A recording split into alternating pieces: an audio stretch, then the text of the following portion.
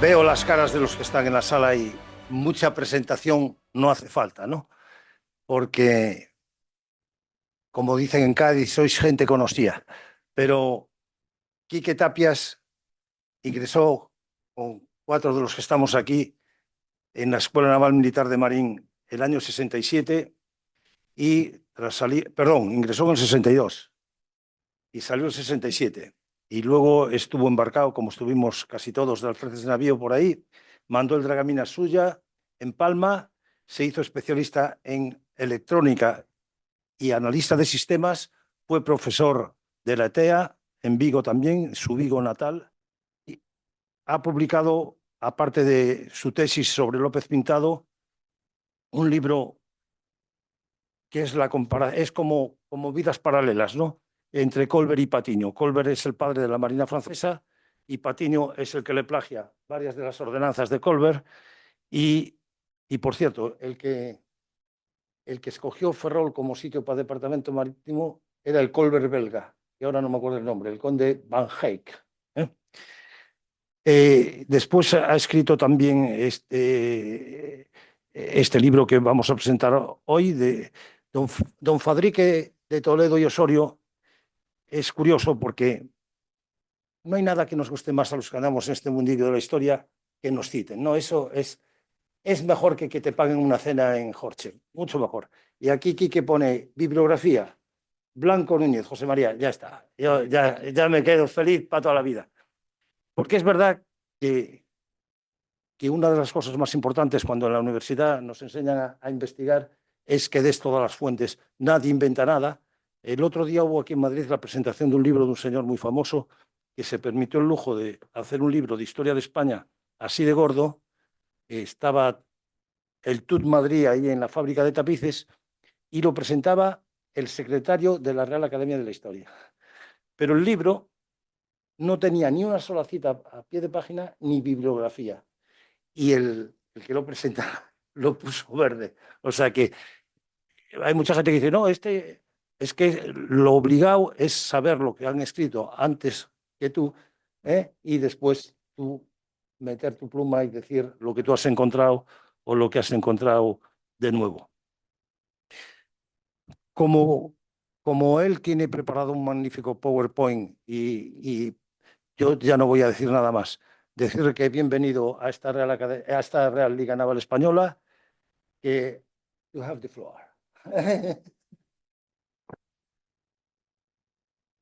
Buenas tardes, señor presidente. Amigos, en primer lugar quería dar las gracias al presidente por permitirnos utilizar esta coqueta sala, también ubicada aquí entre la Puerta del Sol y los Churros de San Ginés. Y aparte de eso, bueno, pues también quería dar las gracias a mi compañero y amigo Pepe Blanco Núñez por, bueno, pues aceptar el presentarme. Todos sabemos lo ocupado que está Pepe Blanco, que no sabe nunca decir que no, tiene que aprender con el tiempo, espero que lo consiga. Y, y por tanto, bueno, pues por supuesto, naturalmente que lo he añadido en la bibliografía porque ha tocado estos temas, se lo merece y además he bebido yo un poco ahí. También tengo que decir, hablando de la bibliografía, que si tiene algún mérito este libro, al margen de apoyarme, lógicamente, en los libros que han hablado sobre el tema, en que en una gran parte está apoyado en fuentes primarias, es decir, que eso supone el haber pasado jornadas leyendo legajos ahí con la lupa y tal, por ejemplo, con el caso de Fadrique, en el archivo privado de la casa de la Fundación de Medina Sidonia en Sanlúcar de Barrameda, que además tenía el plus de que al ser un archivo privado, pues ocurría que la archivera caía enferma y cerraban el kiosco y había que ponerse a rezar para que la pobre recobrara la salud y poder continuar investigando, ¿no? En el caso de Malaspina, tuve la suerte de que la Marina Española digitalizó una cantidad de legajos tremendos que tenía sobre Alejandro Malaspina, lo cual me permitió el lujo de poder ver estos legajos desde mi casa de Sevilla, lo cual pues nos podemos imaginar que esto, bueno, pues realmente es una situación de, digamos, de fortuna, ¿no? Bien, Y ya empezando, digamos, para entrar un poco en los personajes, quisiera presentar a los dos personajes que ocupan este libro, utilizando los protocolos pugilísticos. Y tengo que decir que a mi derecha se encuentra, procedente de Nápoles, Fadrique Toledo Osorio, 85 kilos, capitán general de la Mar Oceana y primer marqués de Villanueva de Valdueza. A mi izquierda, Alejandro Malaspina, procedente de la Toscana italiana, 75 kilos y uno de los oficiales ilustrados más brillantes del siglo XVIII español. Bien, y alguien se pregunta, bueno, ¿y por qué estos dos? ¿Por qué me lo juntan este libro? Digo, bueno, pues hay un par de motivos. El primero es que los dos, bueno, escribieron páginas gloriosas para la historia naval española y por tanto debían ser más reconocidos de lo que lo son actualmente. ¿Y por qué no son más reconocidos? Bueno, pues por una serie de avatares que ahora iremos viendo. Entre otras cosas porque tuvieron la osadía o el atrevimiento de enfrentarse al poder, cosa que nunca es muy aconsejable. Y por tanto, pues acabaron los pobres de forma trágica. En prisión, uno fallece, el otro acaba luego en el destierro, en fin, un desastre. ¿Y con quién se enfrentaron? Pues aquí tenemos a los dos caballeros con los que tuvieron que enfrentarse. A la izquierda tenemos al conde duque de Olivares, según el hispanista John Eliot, el estadista del siglo XVII más importante de España. Y este hombre acumuló cantidad de odio, sobre todo de la nobleza y luego de territorios de la península fuera de Castilla. Pero la realidad es que hay que reconocer que este hombre tenía ideas francamente buenas. El problema es que o eran demasiado prematuras para España o tal vez le faltaba mano izquierda para implantarlas. Debido a esto, ocurrió, como todos sabemos, 1640, que se rebeló Portugal, se rebeló Cataluña, y eso fue ya el comienzo de la independencia de Portugal. En el caso de Godoy, bueno, pues este hombre pasó de ser guarda de corps a primer ministro sin pasar por manos a los hombros y era el favorito de la reina María Luisa, que era una mujer que parece que no paraba, 14 hijos y 8 abortos, y bueno, pues se encariñaron con él, la familia real, y necesitaban a alguien que no tuviera mucha dependencia de los nobles, de personajes ilustrados para poder hacer una serie de reformas. Y el tema es que, bueno, tampoco vamos a seguir hablando mucho de él porque también fue de los que acumuló, francamente, muchos odios y, por tanto, tampoco merece la pena.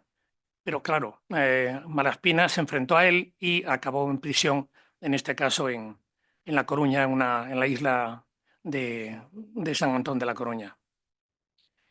Y como estos dos personajes, Malaspina y Fadrique, podríamos haber puesto otros. Por ejemplo, los dos que tenemos en imagen, Mazarredo y Blas de Lezo.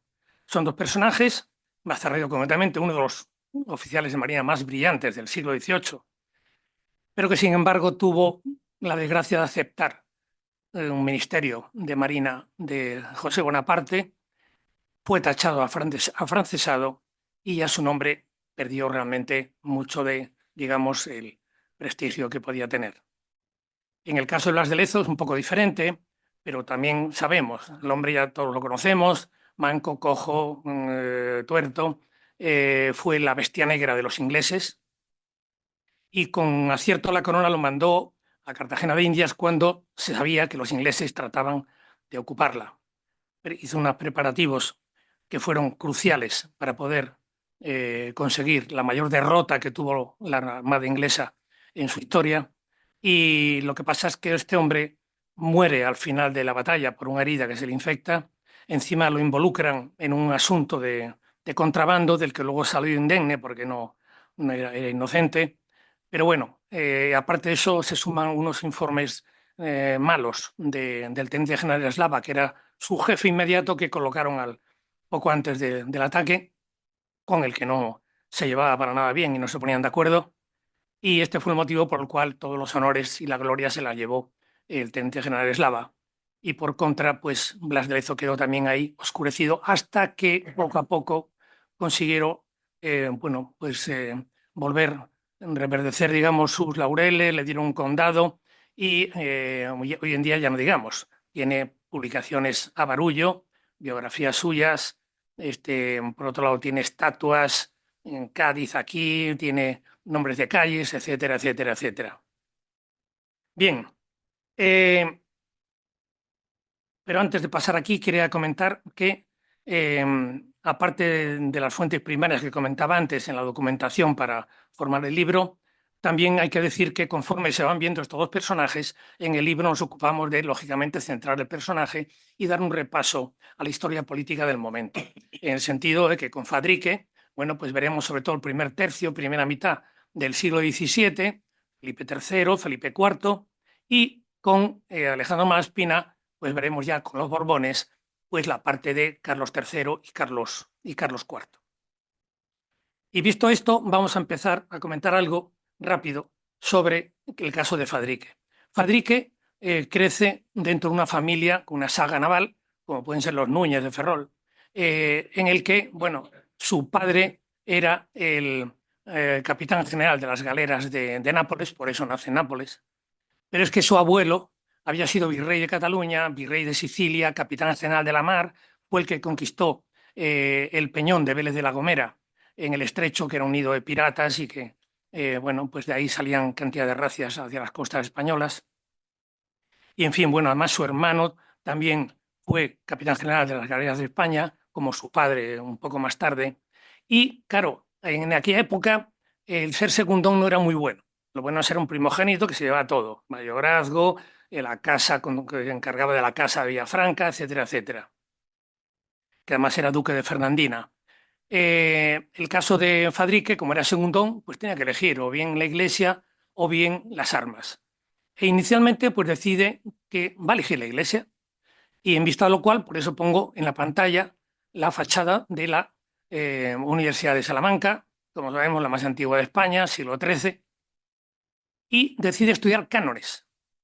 Entonces, bueno, ahí comienza, por supuesto, está claro, nobles que fueran a la universidad por la época había poquitos.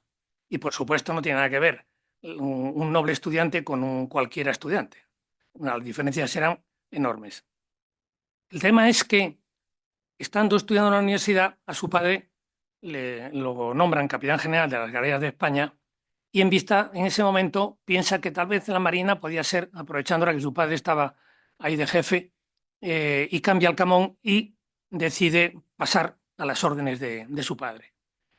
Naturalmente, al ser noble, bueno, pues ya parte de un estatus elevado, llega ahí de cabo, que entonces era un oficial, medio lugarteniente de su padre, en fin, un nivel bueno, pero la realidad es que el hombre hace valor, me refiero, muestra su valentía, sus dotes de administración y de mando y demás, y va consiguiendo laureles. Participa en la expulsión de los moriscos de Felipe III, que fue una operación logística impresionante y que salió francamente bien, fue un asombro para Europa, lo bien que salió.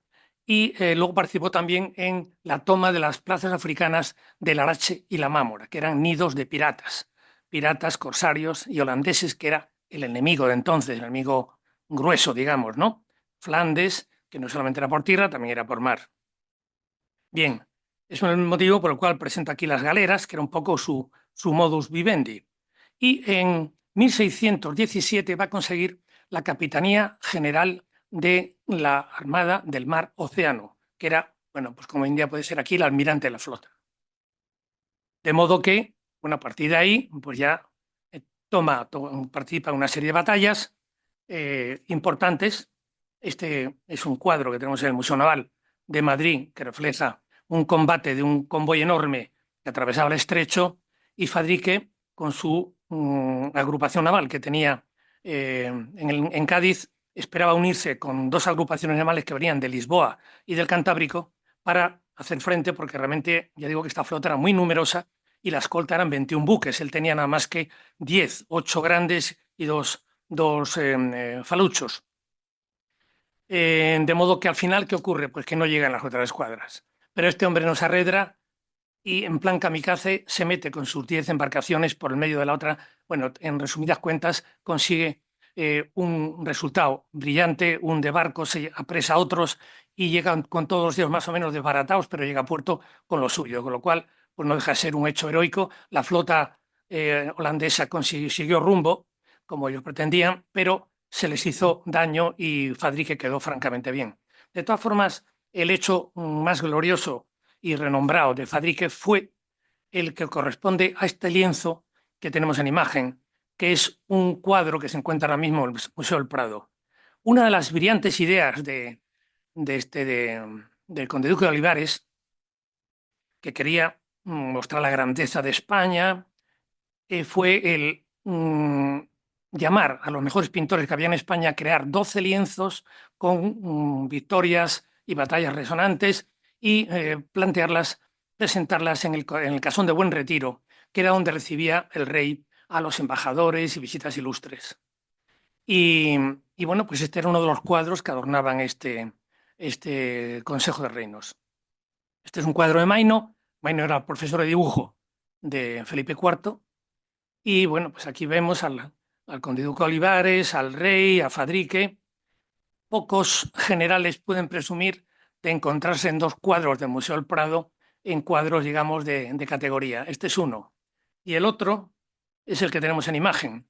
En este caso fue que él mandaba una flota que iba a Indias. Llevaba un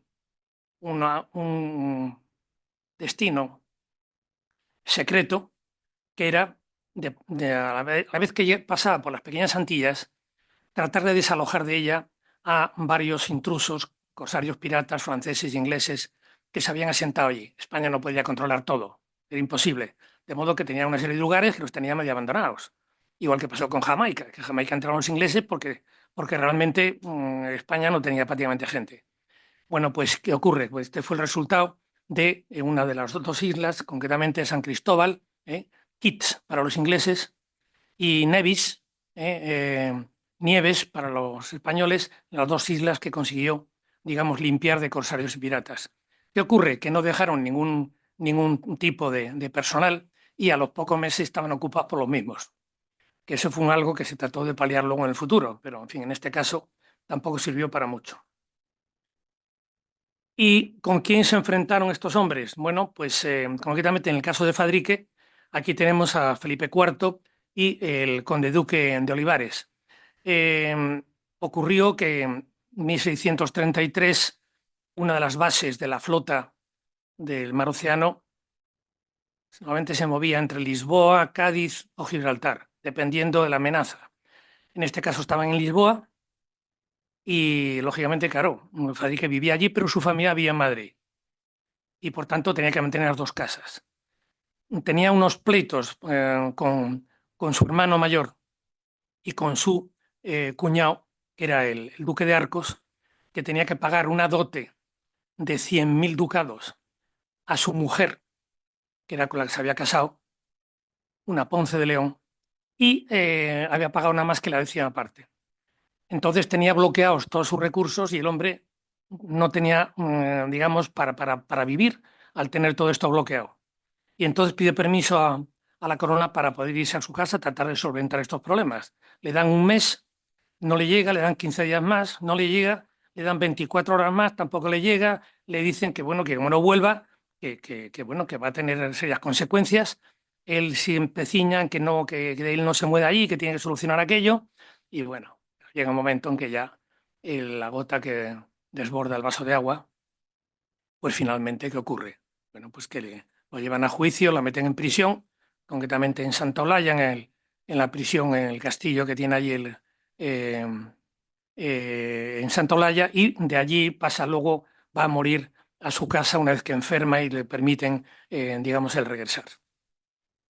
De modo que, en fin, parece que hay una tozudez también.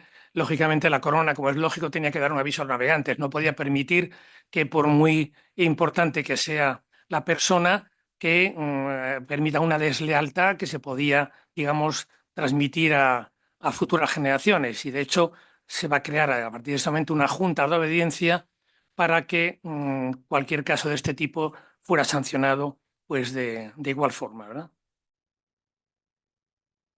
Por último, traigo aquí una estampa, en el caso de Fadrique, que es la batalla de las dunas, una batalla poco conocida. De enemigo tenemos a los holandeses, eso precisamente puede que sea poco conocida, porque a partir de aquí este fue el punto de inflexión a partir del cual pues, la potencia naval española bajó, cayó en declive, y igual que la potencia económica, aunque llevábamos bueno, pues, cantidad de problemas, bancarrotas ya desde de tiempo de Carlos V y Felipe II, pero bueno, a Paquilla hasta comienzos del siglo XVIII, pues va a haber un declive tremendo. En este combate se pierden más buques y hombres que puede ser en Trafalgar o que puede ser con la Gran Armada.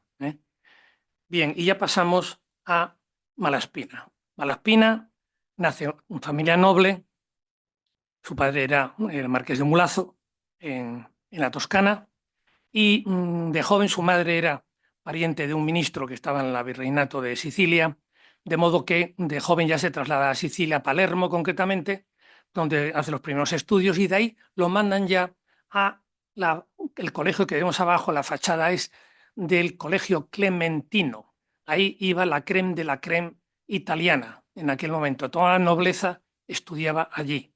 Creo que sigue existiendo actualmente.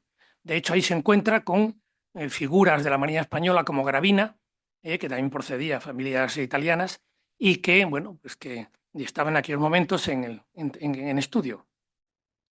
Y una vez que termina estos estudios, quiere ingresar en la Marina, pero siguiendo a sus ancestros antes de ingresar en la Marina, se entra en la Orden de Malta.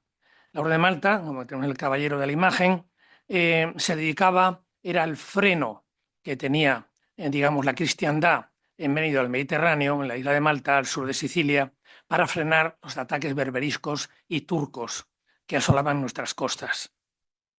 Tenía una flota de galeras pequeña pero súper eficaz. De modo que a todos los oficiales que llegaban a la Marina Española procedente de la Orden de Malta, que fueron bastantes, pues, ¿qué ocurría? Que cuando llegaban a Cádiz, a la Academia de Guardias Marinas, que se había ya construido en 1717, pues le daban digamos, un curso de ambientación, como quisiera llamar, y rápidamente salían de alférez de fragata y empezaban ya a embarcar en diferentes buques y ya, bueno, pues a tratar de lucir, digamos, los atributos de cada uno. De modo que empezó a conseguir promociones de ascenso, porque tuvo combates en diferentes lugares y demás. Y estos buques, muchos de ellos tenían la base en Cádiz. Cádiz entonces era un emporio económico y cultural. Estaba en el top de España, y ahí se celebraron una serie de reuniones literarias en las que este hombre, Malaspina, tuvo la oportunidad de conocer a embajadores, escritores, cónsules digamos, de toda Europa, con lo cual pues, le vino francamente bien. De ahí conoció a su íntimo amigo de siempre, que va a ser Paolo Greppi, con el que va a tener una correspondencia continuamente hasta su muerte, que nos va a permitir entender un poco la forma de pensar de Malaspina a lo largo de todos estos años. Y a partir de ahí, bueno, pues va a embarcar en la fragata Astrea, que tiene que ir a Manila en un par de ocasiones, una ocasión para llevar ahí al nuevo capitán general muy importante en Manila, Vasco, que tuvo que hacer ahí una rafia porque había unos tejemanejes, estaba todo el mundo conchavado, en fin, bueno. El tema es que, y en una segunda ocasión fue él incluso de comandante. Y, y quería contar una anécdota que ocurrió. Inicialmente creí que había sido él, al final resulta que no, y de eso sabe mucho mi amigo Pepe.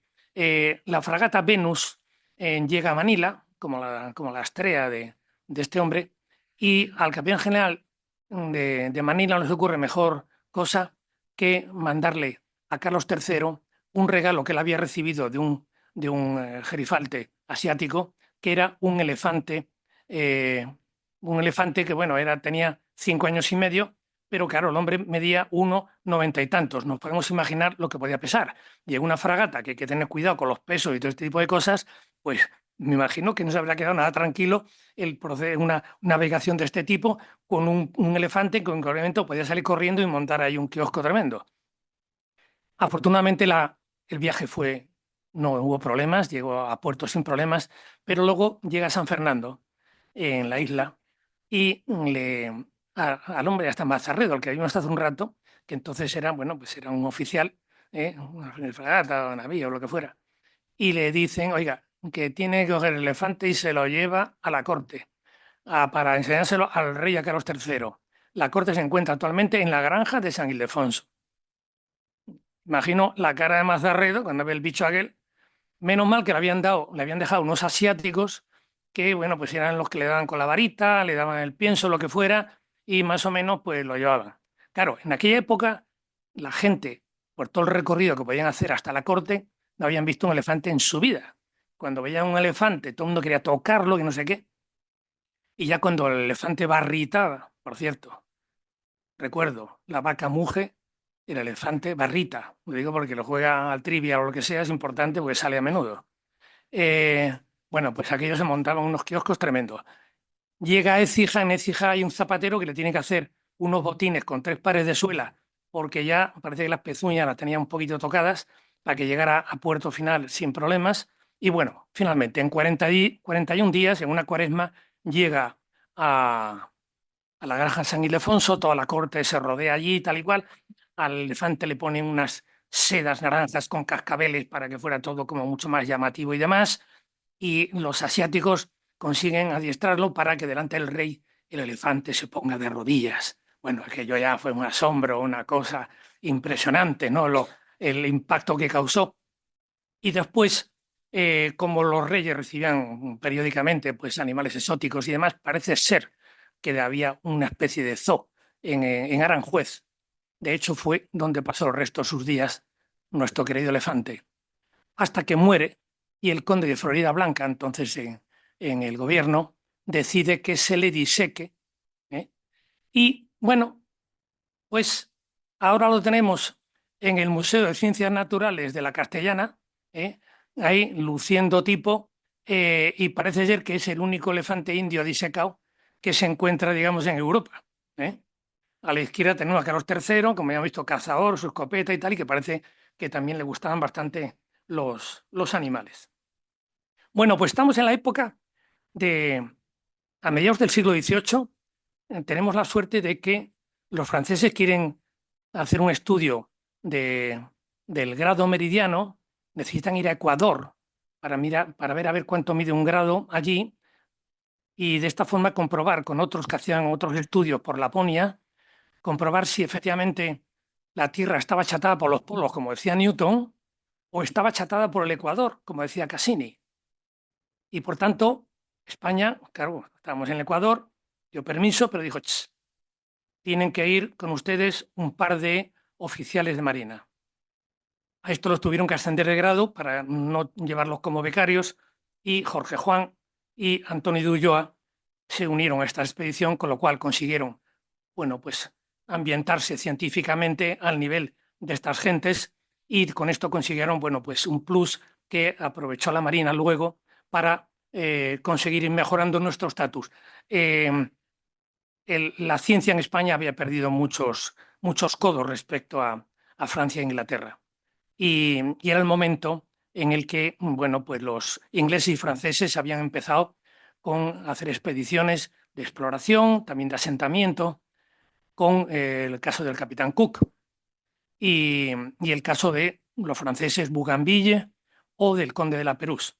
Conde de la Perús, que el pobre, bueno, pues en plena expedición desaparece del mapa.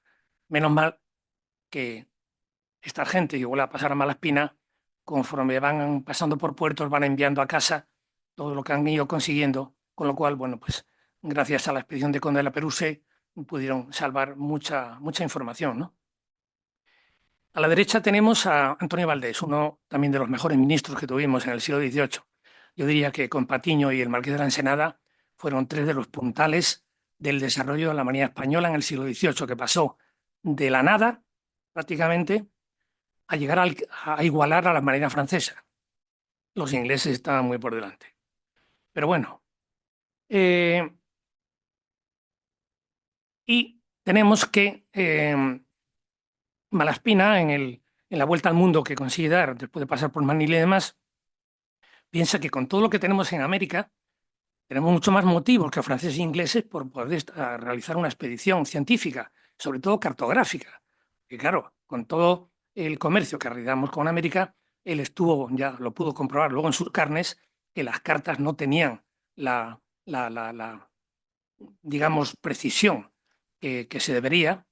Y ya entonces, claro, en aquella época se podía contar con instrumentos científicos importantes que se importaban de París y de Londres, pero bueno, pide permiso, o sea, habla con un colega suyo, Bustamante, capitán de fragata, como él, y pide permiso a la corona para poder hacer una expedición científica en la que, bueno, pues daba la vuelta al mundo, pero pasando por todos los puntos que teníamos en América, en el aspecto científico, social, de naturalístico, zoológico, en todos los aspectos. Y bueno, pues parece ser que tanto el ministro como el rey están totalmente de acuerdo, lo apoyan a tope y se organiza, pero en muy poco tiempo. Las dos corbetas que tenemos aquí las construyen ex profeso para esta expedición.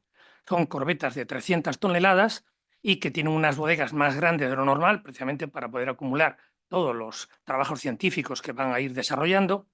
Y bueno, pues con toda una serie de dotación voluntaria totalmente, y además tiene que ser voluntaria y sólida, porque me hace gracia, porque inicialmente van eligiendo de qué sitios de España quieren a la gente, y bueno, pues sobre todo las de la zona, los del norte van teniendo como una cierta preferencia, porque supone buen entre muchos, porque iban, digamos, a las ballenas, a Terranova, ahí estaba gente más fornida, que estaba más, y realmente estos iban a pasar por las nieves, por el polo, por las nieves otra vez, cambios de temperatura tremendos y demás, y le interesaba gente sólida. Bueno, total, se forma la expedición.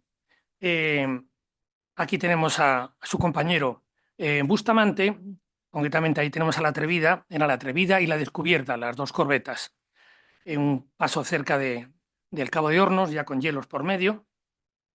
Y aquí tenemos el periplo que hicieron, que al final no llegó a ser circunnavegación, pero bueno, vemos que salen de Cádiz, van hasta Montevideo, doblan el Cabo de Hornos, van tocando diferentes puertos de Sudamérica y de Norteamérica, llegan hasta Alaska, porque en aquel entonces estaba el tema del paso del Atlántico al Pacífico que decía este Ferrer Maldonado, que allá por un tiempo atrás había dicho que lo había descubierto.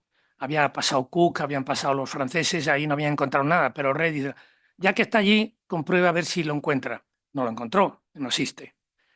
Y de aquí volvieron luego a Acapulco, de Acapulco saltan a las Filipinas, a Manila, y ahí es cuando ya pide permiso a la corona para decir, bueno, vamos a ver, esto está tardando más de lo previsto por problemas climatológicos y demás. La gente está un poquito ya cansada. Y por otro lado, tenía un problema permanente en prácticamente todos los puertos que tocaban, y eran las deserciones. Bueno, pero tanto es eso que incluso cuando salen de Cádiz, los buques de guerra, coño, se encuentran 3 polizones a bordo a los 2 días de salir. Imagino que pasará en los que no son, digamos, de guerra. Y claro, tenían que ir cambiando continuamente, organizando levas en los diferentes puertos y demás. Y ya luego en Filipinas había cantidad de filipinos que habían entrado, pero bastante cuchimizados y, bueno, en fin, él no se fiaba ya un pelo y dice, en lugar de pasar por terrenos asiáticos donde no tenemos el apoyo que en, digamos, territorio propio, pidió permiso para volver, digamos, por donde había venido, se lo concedieron. Entonces lo único que hace es llegar a Nueva Zelanda, donde tenía una tarea a hacer de parte de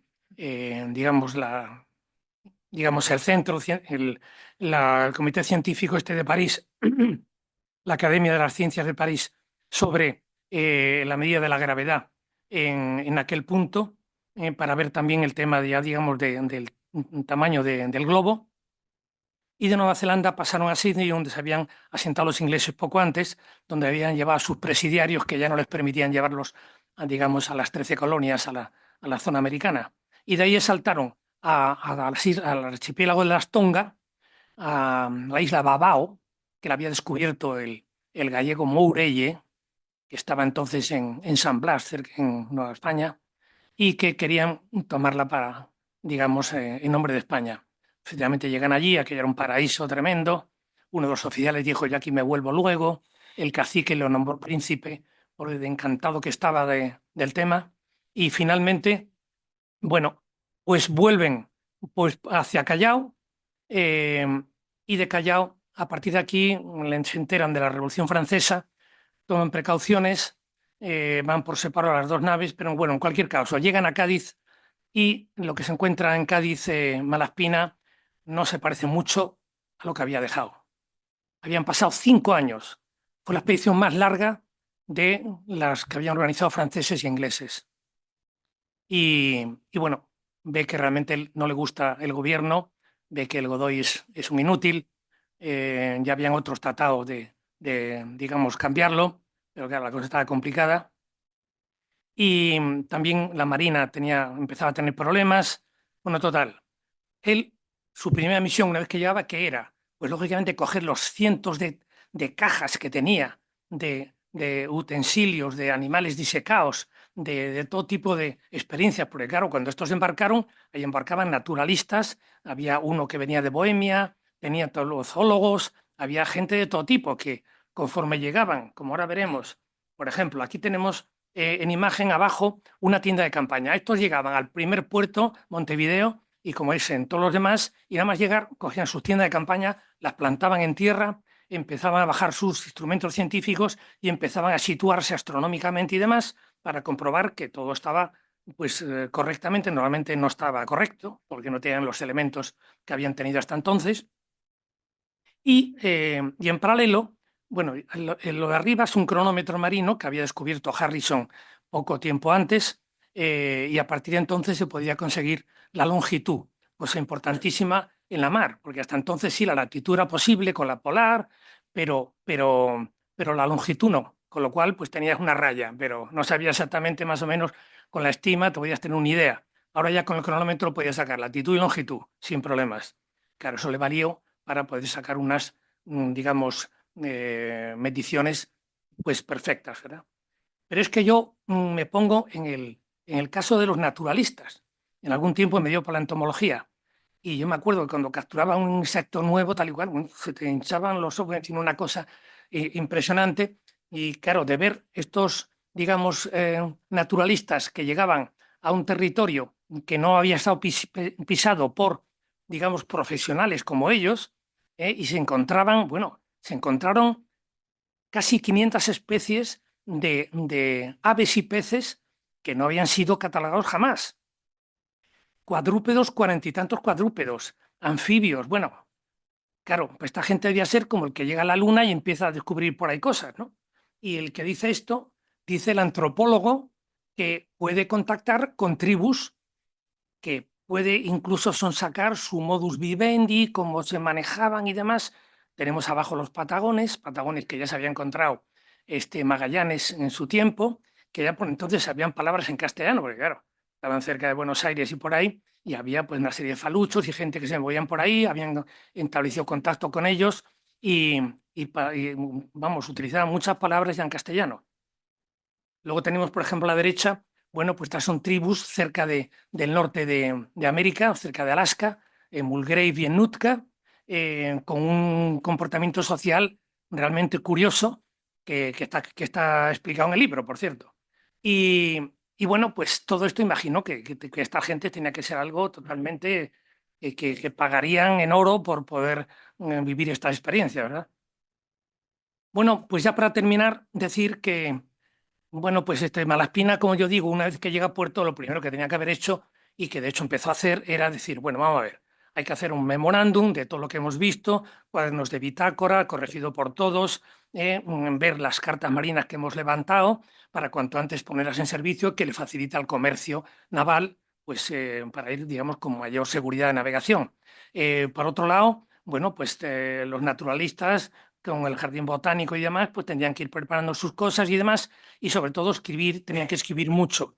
Pidieron ayuda para que alguien nos auxiliara, Y en este punto y hora fue cuando este hombre se le mete entre ceja y ceja que aquel gobierno no podía ser, que a Godoy había que cambiarlo, que no era posible un primer ministro como aquel, y que había que hacer muchas cosas. Y entonces prepara un memorándum para llevárselo al rey. El ministro Valdés, que todavía no había dimitido, le dice, mira, no te metas en jardines, que esto no es tuyo, y va a salir trasquilado.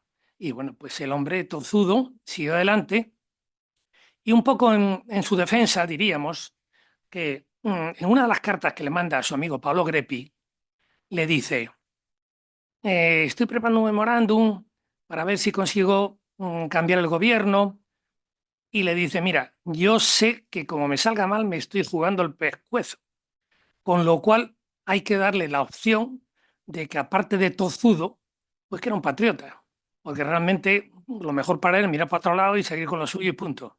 ¿Qué ocurrió? Que efectivamente le entrega el memorándum a una persona equivocada en la corte, se la pasan a Godoy y Godoy le falta tiempo para conocer a los reyes, contar la milonga, lo que fuera, y este hombre, pues claro, lo empapelan y acaba, pues lógicamente, organiza un juicio y como al principio el juicio no iba muy claro para la rey, al final dice, bueno, se acabó, fuera juicio, se corta por lo sano, todo esto secreto, 10 años a la cárcel, al castillo de San Antón, a La Coruña, y efectivamente lo mandan para allá. Y el problema es que todo lo que habían preparado para poder publicar, tanto sobre todo, bueno, cartas marinas y publicaciones de todo tipo, que podía ser un elemento esencial para España para elevar el prestigio de la nación, que estaba bastante depauperado, pues Malaspina se niega en redondo a publicar nada que, digamos, favorezca de alguna forma a este hombre. Godoy se niega a publicarlo y lo bloquea totalmente, menos alguna serie de cartas marinas que eran esenciales para la navegación por tierras americanas. De modo que finalmente esto va a ser lo único que se publica. Y luego también por el tema de coste, porque entonces, bueno, si nunca había un duro, pues en aquella época tampoco. Y en un momento determinado, esto Bustamante, que dice, bueno, yo tengo aquí unas cosas que podían publicarse, en fin, y Godoy acepta, pero ya la Marina dice que no hay dinero, que no sé qué, bueno, total, que todo lo que se publica de verdad, de lo que fue la expedición de Malaspina, tarda un siglo en publicarse. Claro, pierde ya la ocasión de ser una novedad y de ser, digamos, un punto importante respecto a Europa. Y esto fue, pues claro, un desastre total. Lo que se ve arriba es el castillo de San Antón de La Coruña, de una isla. Cuando lleva 6 años allí, consigue, a través de influencias, de que, bueno, pues uno de sus amigos italianos convence a Napoleón para que interceda ante Carlos IV, y Carlos IV finalmente, a pesar de que ya Godoy había salido, digamos, del gobierno, pero se negaba en sacarlo de prisión, finalmente le conmutan la pena por el destierro. Lo mandan a cerca de Mulazo, donde había nacido, y va a morir en 1810. Traigo aquí Melchor de Jovellanos porque este hombre había sido ministro de Justicia con Godoy. Jovellanos, como la mayor parte de los que andaban por allí, veían que Godoy no daba la talla. Y de cualquier forma, bueno, trabajó con otra serie de ministros para conseguir destituirlo, y de hecho lo consiguió.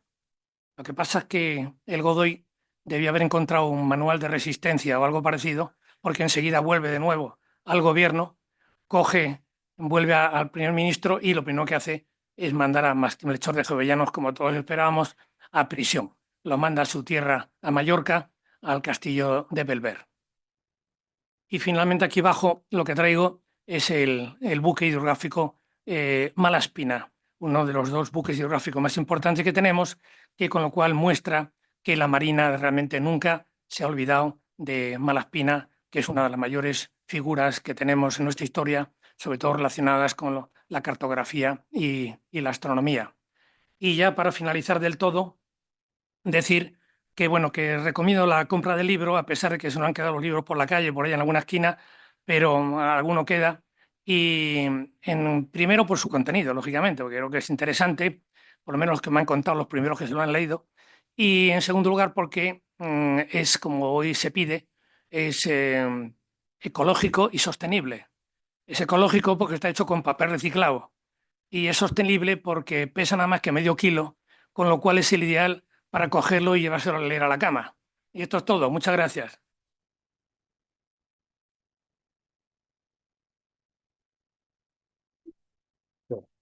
Tenemos como 10 minutos, un cuarto de hora para hacerte unas preguntas y voy a romper yo el fuego con cada uno de los dos. Don Fadrique, en su famosa expedición para la recuperación de Bahía, para mi gusto, cometió un error estratégico gordo, que fue no explotar el éxito. Es decir, los holandeses aparecen cuando ya estaba la plaza tomada por los hispano-portugueses y él no los ataca, dice dejarlos ir. Y ahí estaba Pitain, o Pata de Palo, que luego es el que nos apresa el convoy de Honduras. Y yo he escrito por lo menos que eso fue un fallo de primer orden. Y en cuanto a Malaspina, lo has dicho muy formidable, pero para mí es un lío de faldas, porque lo enguadaron las mujeres. Ahora tú con el feminismo no dices nada, pero cayó en manos de una que se llamaba La Pinzona y de la marquesa de Matallana y lo traicionaron, en una palabra. Pues son muy malas las mujeres. Bueno, respuesta. Para Fadrique, totalmente de acuerdo. Le echaron en cara a Fadrique, o sea, claro, aquí contamos cosas por encima, porque luego en el libro es donde viene todo el asunto. Resulta que efectivamente los holandeses toman Bahía de Todos los Santos y llega la flota de Fadrique, que era combinado hispano-portuguesa, y efectivamente bueno, llegan, toman aquello perfectamente con sus presas y demás, y cuando llega la flota que trataba, digamos, de defender, porque no sabían si la plaza había estado tomada por los españoles, cuando los holandeses llegan con su flota, llegan allí y no saben nada, porque además, normalmente, cuando una flota sale, mandan siempre por delante una embarcación ligera para que vaya avisando, que enterarse de cómo está el patio, lo que fuera. Bueno, pues la embarcación que mandan por adelantado la apresan, con lo cual no tienen ninguna información. Llegan los tíos todos chulos allí y se dan cuenta, coño, que estaba ya Fadrique esperándolos en una formación en media luna. Y entonces, ¿qué ocurre? Que, claro, los holandeses dicen, patas, ¿para qué os quiero? Porque, bueno, venían navegando desde Cabo Verde, pero realmente Padrique llevaba un cierto tiempo allí, reabasteciéndose y demás, podían haber y salido detrás de ellos, haber diezmado la flota y demás. Y la justificación que da Fadrique es de que había buques que necesitaban carena, que no tenían, en fin, bueno, toda una serie de milongas que se la pasaron por alto porque al final consiguió lo que se pretendía, pero realmente hubiera podido, digamos, aumentar sus laureles en una buena medida si hubiera ido detrás de ellos y hubiera, digamos, porque los otros venían bastante asfixiados ya después de una navegación a través del Atlántico, ¿no? O sea que eso es totalmente cierto. En el caso de Malaspina, no lo he dicho, sí, porque el tema del feminismo es peligroso hoy en día, igual te cogen y te llevan preso por ahí. Eh, Realmente podía decir que no se le conocía mujer a este hombre, porque en la realidad, bueno, no se casa, tiene un amigo, Pablo Greppi, pero ¿qué ocurre? Que, bueno, al final, efectivamente, cuando hace todos los preparativos para mandar el memorándum al rey, se va a apoyar mucho en la marquesa de Matallana, que también no quiere ver a Godoy ni en pintura, y como parece que este hombre tiene dejes, digamos, italianos todavía a la hora de escribir y demás, pues ella la ayuda para preparar la cosa y tal. Y, y por otro lado, también se habla de que incluso la reina, que podía tener algún problema con Godoy, porque bueno, ahí hay el asunto de la reina con Godoy, eso hay ríos de tinta, y hay historiadores que dicen que sí, otros que no, otros que la mitad, en fin, bueno, y hablan de que a lo mejor la reina también aprovechó para tratar de meter al Godoy y al otro, y este salió escaldado, como era la parte más débil, digamos, del hilo, ¿no? Pero bueno, efectivamente tienes razón, pero no he contado más, pero hay algo más en el libro, ¿no? Bueno, ¿queréis hacer alguna pregunta, por favor? Perdonando la escultura de todos los santos, ¿dónde está? En Bahía, en... Cuando los flamencos dejaron de explotar la isla de La Palma porque ya no daba de sí, los que ganan dinero son los que transforman. Y en Holanda no hay ni una sola caña de azúcar plantada. Empezaron a conseguirla en La Palma. Luego se fijaron en Pernambuco, pero había que llevar mano de obra y la llevaban de Angola. Y para eso les conquistaron Bahía. Y sigue. No, la realidad es que los holandeses, que yo en el aspecto comercial comprendo que yo me quito el sombrero. Tenían Yo me 21 yo, ingenio azucarero en Ámsterdam en ese año. claro, yo me quito el sombrero con estos tíos, porque aparte de lo comerciantes que eran, como eran súper cutres, claro, tenían dinero y era un círculo vicioso. Y concretamente, pues lo que dice Pepe, estos tenían un montón de refinerías en Holanda, entonces los pobres portugueses mandaban la caña, los tíos lo transformaban y las pastas se las llevaban los holandeses. Y llegó un momento en que dijeron, bueno, pero ¿por qué tenemos que esperar a que nos manden eso? Vamos allí, ocupamos aquello y hacemos todo el recorrido. Y encima más, como resulta que sabían que para explotar las plantaciones de caña de azúcar utilizaban negros de Guinea, pues entonces dijeron, oye, encima vamos a Guinea y cogemos nosotros los negros y bueno, ya es la reoca, ¿no? Los beneficios podían ser ya pues inimaginables. Y este fue un poco el enfoque de todo el asunto. Otra pregunta. Bueno, Tienes nubilados, ¿no? antes de nada tengo que reconocer que debo estar más viejo de lo que yo pensaba, porque hoy he llegado a las 7 de la tarde haciendo tiempo, porque yo no quiero llegar como mínimo media hora antes, convencido que empezamos a las 7:30. Y entonces estamos por ahí abajo viendo tiendas y digo, yo hasta las 7 no voy, que igual no han abierto la puerta. Te vamos a poner Y resulta que lleva aquí todo el mundo, coño, ¿pero qué pasa aquí? Y resulta que me había equivocado con la hora. Si no hay más preguntas, no me resisto, si me das tu permiso, a contar algo del elefante, ya que dijiste que sabemos claro, mucho del elefante. El elefante venía con esos, que ha dicho Quique, malayos que le daban con una varita detrás de la oreja, y después de estar en Écija, tuvieron una jornada en Valdepeñas. Y Mazarredo mandaba unas secciones de marinería que acompañaban y escoltaban al elefante.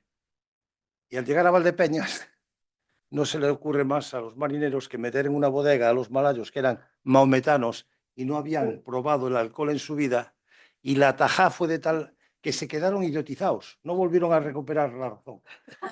Pero como Mazarrero era, como has dicho muy bien, un gran ilustrado, iba anotando en su libro y llegó hasta Aranjuez dándole, y bueno, el éxito que tuvo, creo que lo ascendieron y todo por eso. No me extrañaría.